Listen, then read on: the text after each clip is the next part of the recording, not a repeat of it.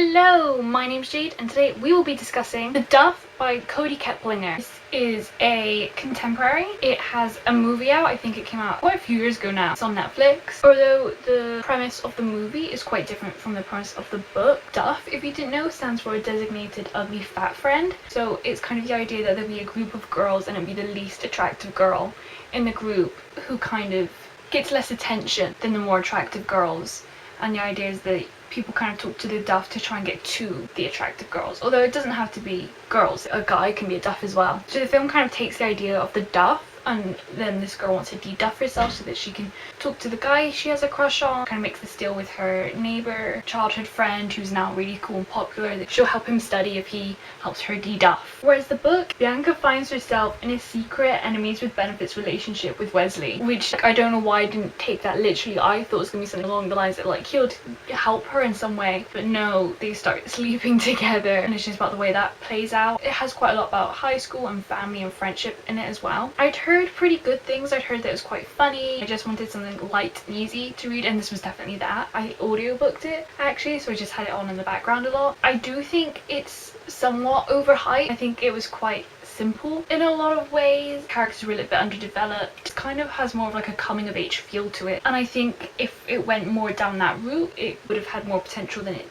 did. Could have been better than it was. My edition has some questions with Kody Keplinger at the back, and I think this is quite interesting. Like, she talks about her inspiration for the DUFF, that she'd heard it in her high school, someone referred to someone else as the DUFF. The sociology perspective, I guess, is quite interesting to think about. The groups and the labels we put ourselves through in high school, though it doesn't really touch on that as much as I kind of hoped it would. It does a little bit. And it was written when she was 17. I'd write a book about the designated ugly fat friend of a group. Only my DUFF wouldn't be the sweet nice girl from the movies. Instead, I wanted her to be cynical, sarcastic and hardcore. A few short months later, my dreams of being a writer came true when Poppy bought my book. It sounds like she wrote it quite quickly when she was quite young. That might explain a lot of the problems I had with it. It felt like it was coming from an underexperienced writer from a 17's perspective, like the adults in it. It didn't feel very adulty to me. Like, some of the things that they said weren't the most believable. Like, it felt like a young person's impression of an adult and of being a parent rather than actual real fleshed out adults. The main character, she said she was really sarcastic and hardcore,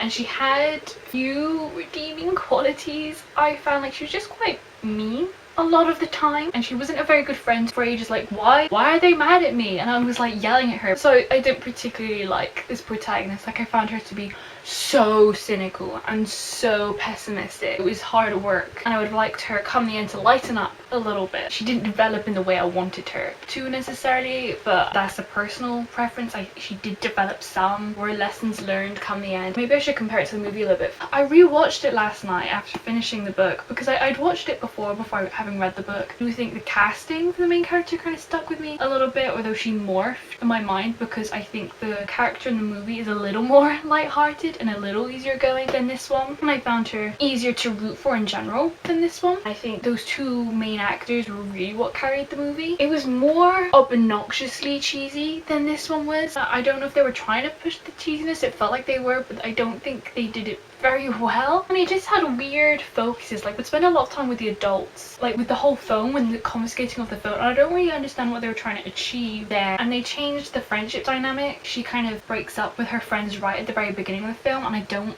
like that. She struggles with her friends in this one, but differently, and I think the book does it much better. Like, I just don't like that they split them off right at the very beginning. And what they were trying to do with her mother was never really addressed. It was hinted at, and I can't tell if I like that or not. And the relationship kind of was resolved by the end of the film, but I don't it was weird. It was okay. It was cute, light, fluffy film. I wasn't crazy about it or anything though. It's kind of the same with the book. I was expecting to like the film better because I remember liking the film, and I think other people have liked the film better. I think they're kind of the same. Both have strengths and weaknesses. If you just want something easy to read, doesn't demand all of your attention, it's okay for that. It was entertaining. I enjoyed myself reading it. It was fun, it was cute, it was light, funny at times, it was entertaining. The scandal of it all, those were kind of my overarching thoughts on the book. I'd give it a 7 out of 10. Yeah, so I'm going to talk about some spoilery stuff about the DUFF now. If you've yet to read the book, I recommend leaving or you'll be spoiled. The Wuthering Heights thing kind of made me roll my eyes. I studied Wuthering Heights at A-level, so that quote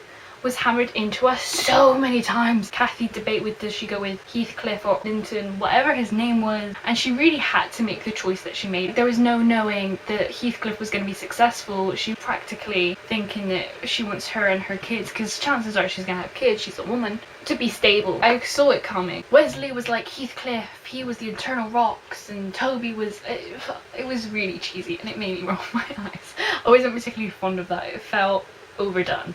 Bianca was just really mean to Wesley for so long and kept saying all these horrible things about him that I don't think she believed them. Because A, she was sleeping with him, and B, like, she was obviously falling for him. She was obviously growing more and more comfortable with him, and her just insistence that no, love takes years and years to develop. Like, how do you know? It sounds like she's been in love with before, so she obviously knows that's not true, and it's just her own stubbornness. But she was so close-minded when it comes to things like this, and the whole slut-shaming thing, just, ugh. She understood, I think, in the end a little bit, but did she really? Because she's still like, no, she thought about the pregnancy scare, about how Vicky, I think it was, she hopefully learned her ways, and I don't know if it's because it was written a while ago, it was of a different time, just it was really annoying. And I don't feel like we ever fully heard Wesley's side of the story. It was kind of just shrugged up as like, I want to sleep with who I want to sleep with, like, why would I not? But it felt like he was joking, other than as a distraction, I guess, because he felt so lonely. I feel like he was a little bit undeveloped. I didn't get to know him as well as I wanted to know him. A lot of the characters just felt a bit flat to me, and it was so frustrating with her friends when she started blocking them out, and then she and Casey had that fight, stormed off, and she was like, what was her problem? And it's just how stupid, for someone so smart, how stupid this main character was. She was just so frustrating. Like, I didn't actually care about most of this stuff that much, because like, I knew it was just like a light, easy read. I wasn't expecting anything crazy. I did like the family aspect of it, and I did like how we kind of looked at these like high school labels, but we didn't dive into it as much as we wanted to. And I like the message that everyone's a duff. I think the film addressed it better though, because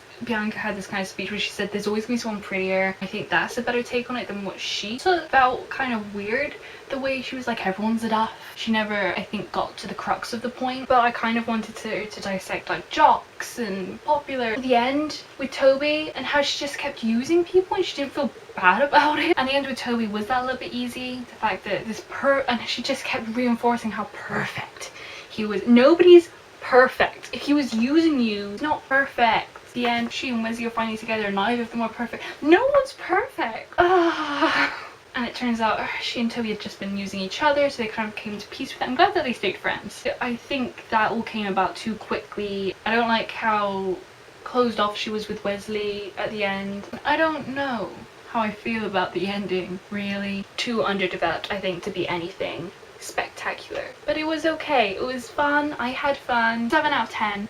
I don't have anything else to say. That is all I have for you today. Thank you so much for watching. I hope you have an amazing morning, afternoon, evening / night. My name's Jade. I hope I see you again next time. Goodbye! When she was talking about like Kathy's debate over Heathcliff and the other guy, I really can't remember his name. I want to say it's Edgar. I want to say it's Linton, but I'm pretty sure her name is Linton. But is her name Earnshaw? Who's Lockwood? I'm so... No, Lockwood's the protagonist, isn't he? Linton. I'm pretty sure it's Linton. I think. She is Earnshaw. Kathy Earnshaw, and then Kathy Linton. Catherine Linton. Kathy It's confusing, man.